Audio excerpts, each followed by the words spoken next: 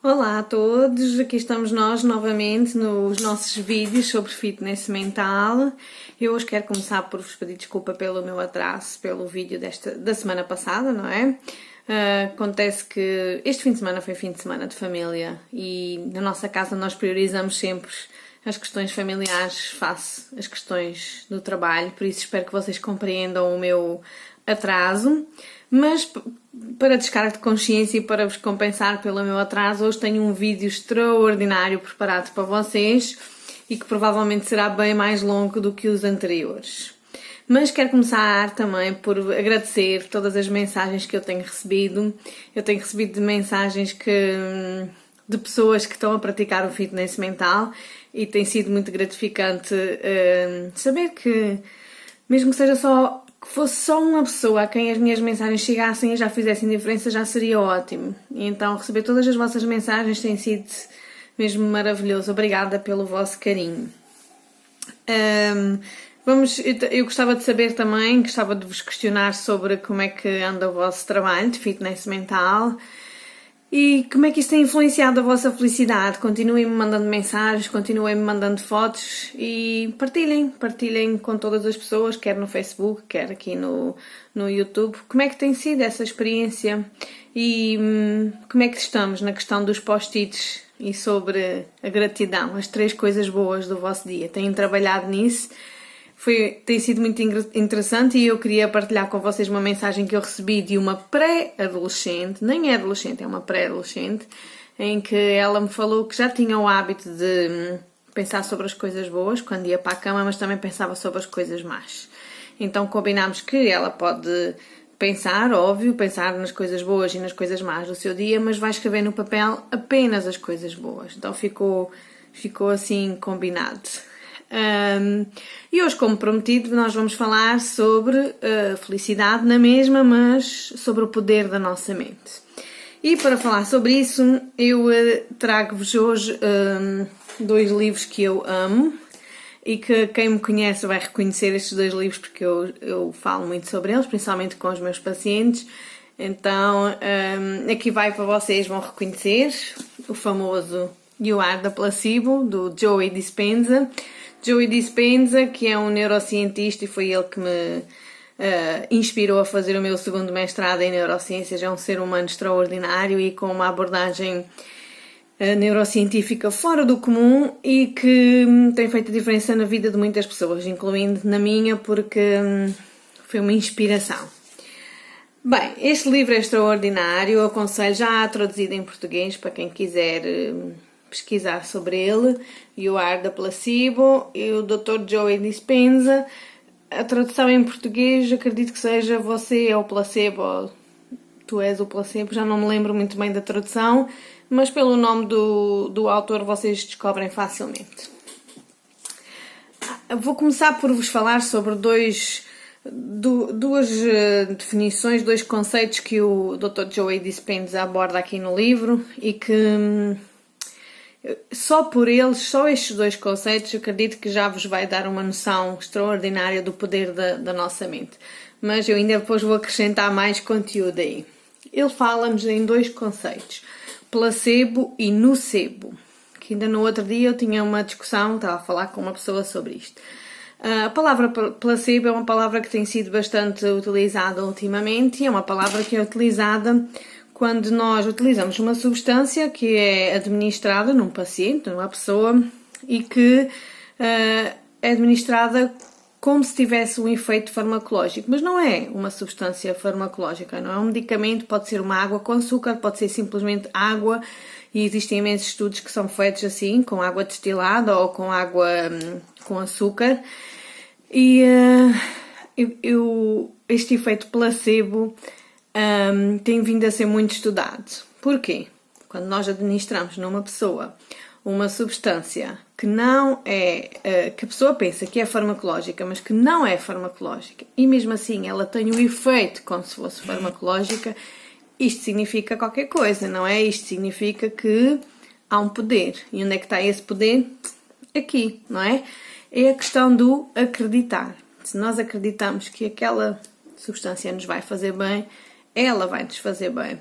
E esses estudos têm sido super desenvolvidos na área da medicina e eu hoje vou-vos passar 2 exemplos de como eles funcionam e de como são extraordinários.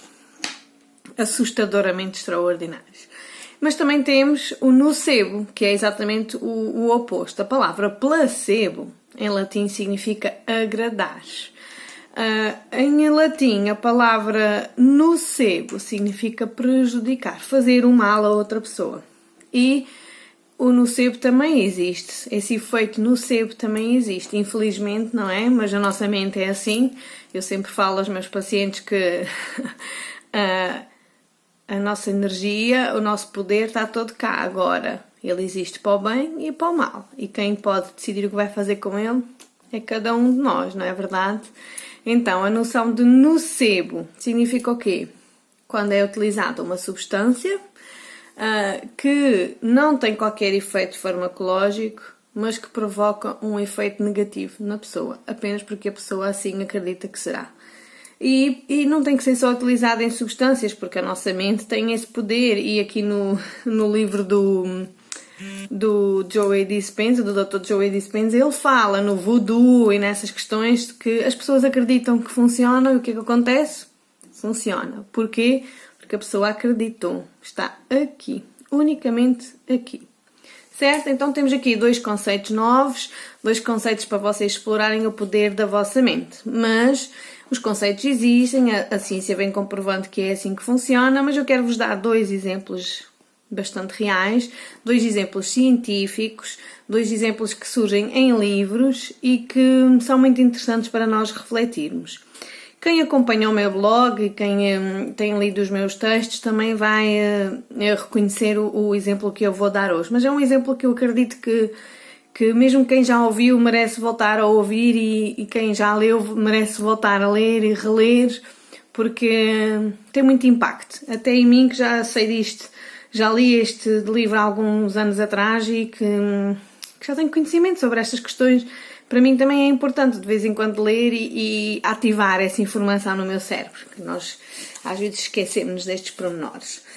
Então, neste livro do Dr. Joe Dispenza, há um exemplo que eu gosto muito de falar sempre aos meus pacientes, e eles também vão reconhecer aqui, que é o exemplo a história do senhor que se chama Sam Lond. O que aconteceu com o Sr. Sam Lond?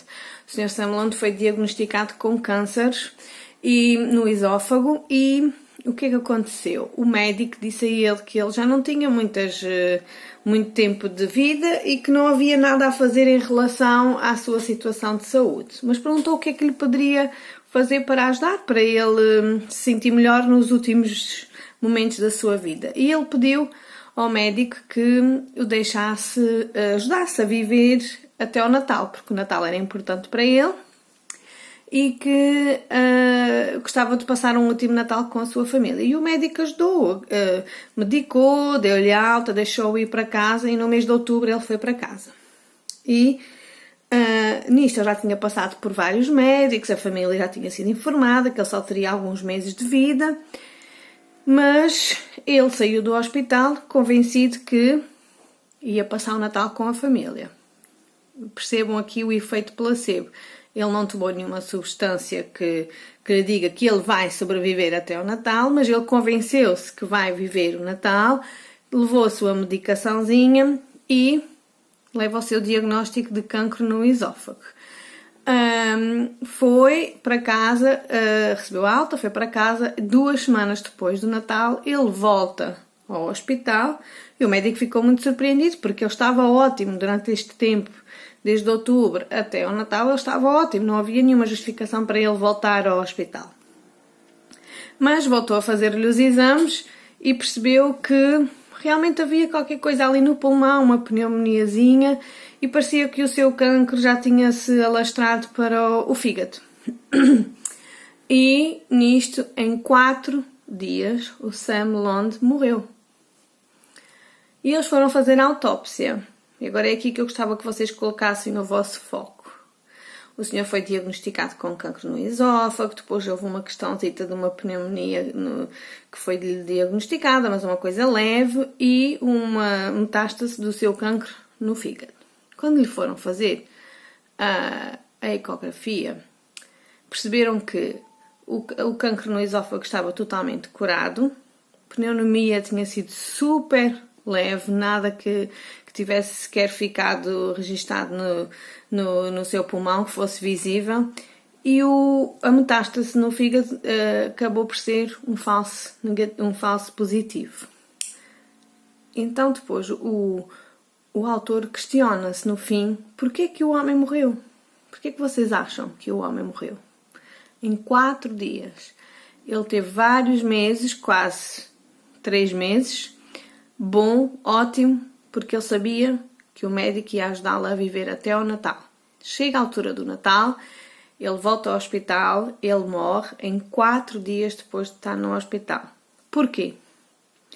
Conclusão do autor do livro e investigador, não é? Ele morreu porque ele acreditou que estava a morrer, a esposa dele acreditou que ele estava a morrer e os vários médicos por quem ele foi passando, todos acreditaram que ele estava a morrer. Então temos aqui um efeito placebo. Eu costumo brincar com os meus pacientes, mas é real e podem perguntar a eles. Eu costumo dizer, então, você pode vir aqui 4 dias seguidos. Eu posso trabalhar com você 4 dias seguidos e se eu quiser eu posso fazer você morrer em 4 dias. Porque esse é o poder da nossa mente. Então, porque se a nossa mente tem tanto poder para uma coisa tão assustadora e tão negativa, será que esse poder também não funciona para as coisas positivas? Tenho certeza absoluta que sim e já tenho experienciado isso, quer pessoalmente, quer na vida de alguns pacientes. Então entendam, este caso é um caso de uma história que tem um efeito placebo e o efeito nocebo, não é? A pessoa acredita que vai morrer e acaba por morrer, não é? E se é assim tão poderoso, se é assim tão real, por que não utilizar de forma positiva? E este é um dos exemplos que eu vos queria dar, é um dos exemplos que eu sempre falo com os meus pacientes e que vocês podem encontrar neste livro. Se alguém tiver dúvidas de que seja real o que eu estou a dizer, podem consultar aqui, é muito real. E ainda bem que é real porque sim, demonstra todo o poder que a nossa mente tem e o quanto a gente pode trabalhá-la.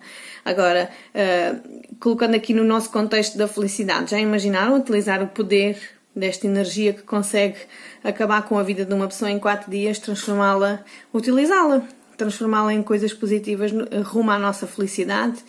É poderoso, não é? E é possível. É muito possível, já tenho visto muita gente trabalhar nisso e é um trabalho que eu também faço todos os dias comigo, como é óbvio.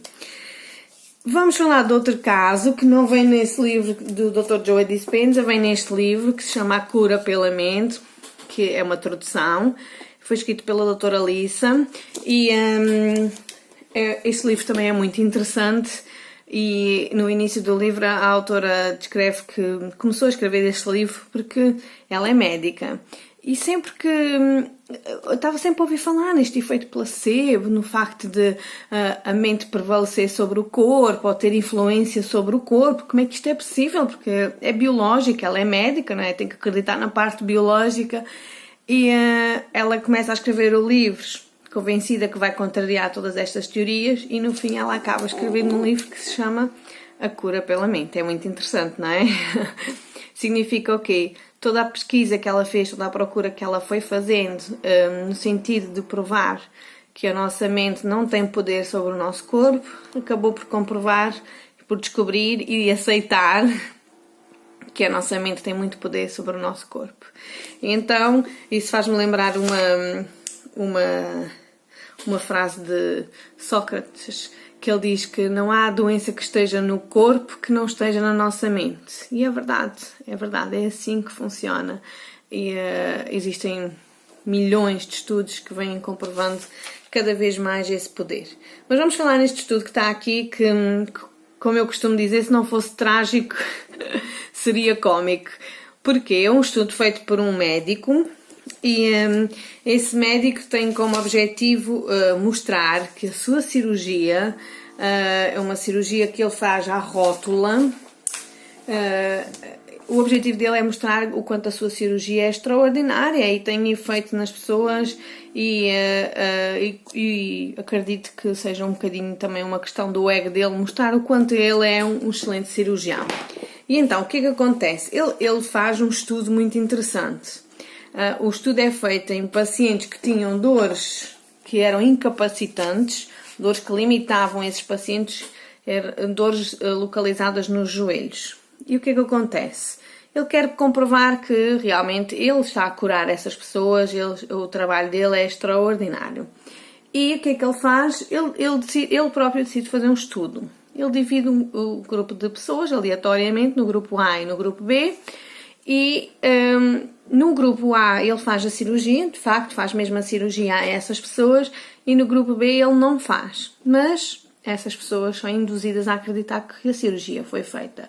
Essas pessoas entram no bloco operatório, são anestesiadas, até são furadas, como se tivesse sido mesmo feita a anestesia, a cirurgia, e há um momento no artigo em que ele até descreve que há uma irrigaçãozinha de água e tudo, mesmo para induzir a pessoa de que a cirurgia aconteceu, que a cirurgia é real.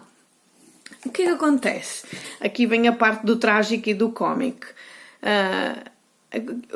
No fim, ele conclui, ele verifica que realmente 1/3 das pessoas que fizeram mesmo a cirurgia melhoram, as suas dores incapacitantes desaparecem, mas o mesmo acontece no grupo do placebo.